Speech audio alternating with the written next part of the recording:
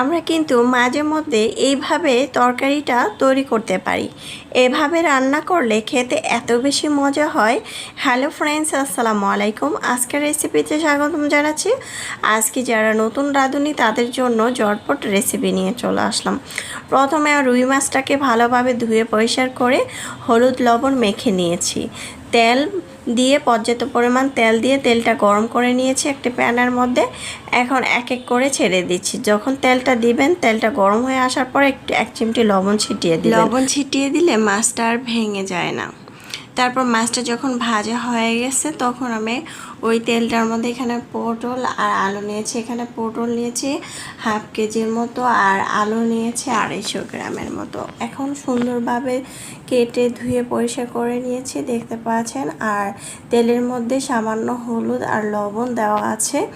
এখন এগুলো খুব ভালো করে ভেজে নেব। তরকারি রান্না করার আগে এভাবে যদি আমরা পটলটাকে আলুটাকে ভেজে নেই তাহলে কিন্তু বাসার সবাই এত বেশি পছন্দ করবে। অনেকেই দেখবেন পটল খায় না, তবে এভাবে রান্না করলে কিন্তু পটলটা ওরা খুব মজা করে খেয়ে নেবে। এখন পটল ভাজা হয়ে গিয়েছে। ওই তেলটার মধ্যে পেঁয়াজ কুচি দিয়ে দিলাম আধা কাপের মতো। এখানে আদা বাটা রসুন বাটা হাফ চামচের মতো দিয়েছি। তারপরে আমি এখানে কিছুটা গুঁড়া মশলা দিয়ে দিব। লবণ দিয়েছি পরিমাণ মতো, মরিচের গুঁড়া দিয়েছি 1 টেবিল চামচ, ধনিয়া জিরার গুঁড়া হাফ চামচ করে দিয়েছি, হলুদের গুঁড়া দিয়েছি হাফ চামচ। তেল মশলা অল্প দিয়ে তরকারি রান্না করলে তরকারি খেতে কিন্তু দারুণ লাগে। একটি তেজপাতা দিতে পারেন, তাহলে সুন্দর একটি ফ্লেভার আসবে। যখন মশলাটা খুব ভালো করে কষানো হবে তখন আমি এখানে দিয়ে দিব ভাজা সবজিগুলো, পটল আলু এবং মাছ। এখন এটাকে 2 মিনিটের মতো কষিয়ে নেব চুলার আঁচটা বাড়িয়ে দিয়ে। তারপরে যখন কষানো হবে তখন আমি এখানে দিয়ে দেব পানি আর দিয়ে দিব টমেটো।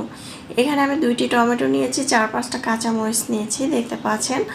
এভাবে একবার হলেও বাসায় ট্রাই করে দেখবেন। আসলে সত্যি তরকারিটা অনেক মজা হয়েছে। বাসার সবাই ছোট থেকে বড় সবাই অনেক বেশি পছন্দ করবে। আর পটল যে রান্না করছে কেউ বুঝতেই পারে নাই। আপনি যদি পারেন পটলের মাঝখানে যে অংশটা বিচিগুলো সেগুলো ফেলে দিতে পারেন। এখন পানি দিয়ে ঢাকনা দিয়ে রেখে 2 মিনিট রাখবো। চুলার আঁচ বাড়িয়ে দিয়ে ধনেপাতা কুচি দিয়ে একটি বাটিতে পরিবেশন করে নিয়েছি। মাশাআল্লাহ, দেখতে যেমন সুন্দর হয়েছে খেতেও কিন্তু দারুণ মজা হয়েছিল। আশা করছি আমার আজকের রেসিপিটা আপনারা ট্রাই করবেন। ট্রাই করলে বুঝতে পারবেন তরকারিটা কত মজাদার হয়েছিল। রেসিপি ভালো লাগলে চ্যানেল সাবস্ক্রাইব করে লাইক দিয়ে পাশে থাকবেন। দর্শক বেশি বেশি ভালো থাকবেন, খাবার কখনো অপচয় করবেন না। আল্লাহ হাফেজ।